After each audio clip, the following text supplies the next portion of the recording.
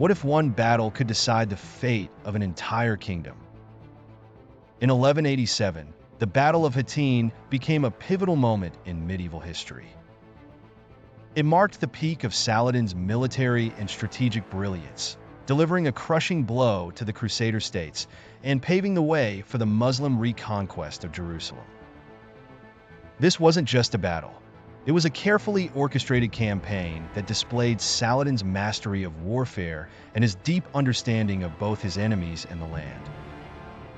By the 12th century, the Crusader kingdom of Jerusalem was a fragile patchwork of fortresses and cities surrounded by Muslim territories.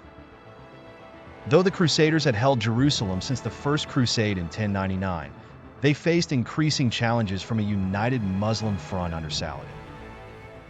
Unlike earlier Muslim leaders who were fragmented and often at odds with each other, Saladin brought together Egypt, Syria, and other Muslim regions into a formidable coalition. The immediate trigger for the campaign leading to Hattin was Reynold of Chatillon's raids. Reynold, a hot-headed Crusader lord, plundered Muslim trade caravans and even threatened Mecca itself. This was a direct violation of a truce between Saladin and the Crusaders. Furious, Saladin swore to bring retribution, uniting his forces for a decisive campaign. Saladin was no ordinary general. His strategy at Hattin wasn't just about superior numbers. It was a textbook example of how to use psychological warfare, terrain, and resource management to break an opponent before the battle even began. The area around the Sea of Galilee was hot, dry, and unforgiving in July. Saladin understood that water would be a decisive factor. He controlled all nearby wells and springs, ensuring his troops stayed hydrated while denying the Crusaders access to water. The Crusader army, led by King Guy of Lusignan, was forced to march through this harsh landscape with little preparation. Their goal was to relieve the besieged city of Tiberias, but Saladin ensured their path was grueling and their spirits were crushed before they even reached the battlefield. Saladin's cavalry conducted relentless hit-and-run attacks on the Crusader army during their march. Archers rained arrows on the Crusaders from a safe distance, forcing them to keep their shields raised and slowing their progress. These skirmishes sapped the Crusaders' strength and morale, while Saladin's army remained largely intact.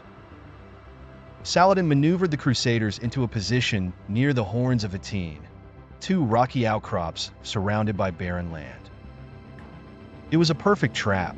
The Crusaders were cut off from Lake Tiberias, their only water source, and hemmed in on all sides by Saladin's forces.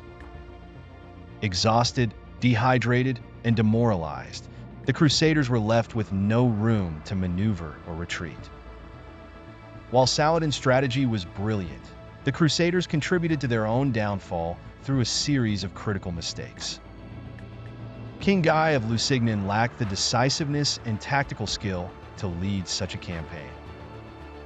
Instead of securing a defensive position or negotiating with Saladin, he marched his army into a vulnerable position, far from supplies and reinforcements. The Crusaders believed their heavily armored knights could break through any enemy force. They underestimated Saladin's ability to exploit their weaknesses, especially their dependence on water and heavy reliance on a single decisive charge. The Crusaders carried the true cross into battle, believing it would ensure divine favor. While this boosted morale temporarily, it also made the army less flexible, as they were unwilling to abandon their position for fear of losing the holy relic. The final confrontation began at dawn. The Crusaders, desperate for water and surrounded on all sides, tried to break through Saladin's lines. Saladin's forces lit brush fires around the Crusader encampment. The smoke choked the Crusaders, disorienting them and adding to their misery under the scorching sun. Saladin exploited divisions within the Crusader ranks. The army, already exhausted, began to splinter as smaller groups of knights tried to fight their way to safety. Saladin's cavalry easily picked them off, ensuring no part of the Crusader force could regroup. The Crusaders made a desperate stand around the True Cross, believing it to be their last hope. Saladin concentrated his forces here, overwhelming the defenders. When the relic fell into Muslim hands, it symbolized not just a military defeat, but a spiritual one for the Crusaders. By the end of the day, the Crusader army was annihilated. King Guy of Lusignan and Raynald of Chatillon were captured. Saladin personally executed Raynald for his earlier crimes, while King Guy was spared and taken as a prisoner. Saladin's victory at Hattin was more than just a military triumph. It reshaped the political and religious landscape of the Holy Land. Within months, Saladin captured Jerusalem and most of the Crusader fortresses in the region. The Crusader kingdom of Jerusalem was reduced to a shadow of its former self, clinging to a few coastal cities. The loss of Jerusalem shocked Europe, leading to the launch of the Third Crusade. Figures like King Richard the Lionheart would eventually come to the Holy Land to try to reclaim the lost territories, but the balance of power had already shifted. The Battle of Hattin is remembered as a masterclass in strategy. Saladin demonstrated how a commander can defeat a larger, better-equipped enemy by exploiting their weaknesses and using the environment to his advantage. He also showed remarkable discipline and unity among his forces, a stark contrast to the often fractured Crusader states.